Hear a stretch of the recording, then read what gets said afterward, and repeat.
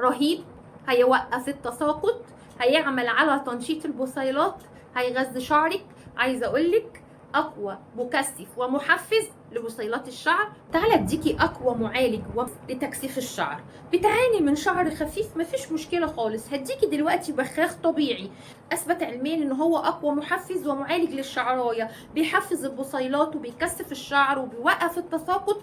رهيب بجد، وبدون اي مواد كيميائيه، بالعكس كل مواد طبيعيه فعاله في تكثيف وتحفيز بصيلات الشعر.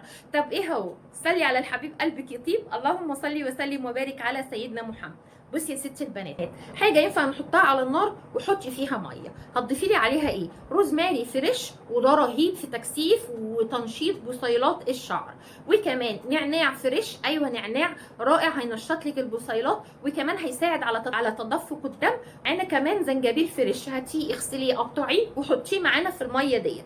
واخر مكون معانا وهو القرفه، هتجيبي عيدان قرفه ما تجيبيهاش بودر وحطيها لي على باقي الخلطه، وسيبي المكونات دي على نار هاديه لحد ما تغلي، وبعد ما تغلي غطيها وسيبيها لحد ما تبرد خالص. وبعد ما تبرد خالص صفي وحطي في بخاخ واستخدميها صباحا ومساء. جربيه وانت الكسبانه. خلصتي معاكي الفيديو، اتمنى يكون الفيديو عجبك. يا ريت لو الفيديو عجبك ما تنسينيش لايك وشير وسبسكرايب. والسلام عليكم ورحمه الله وبركاته.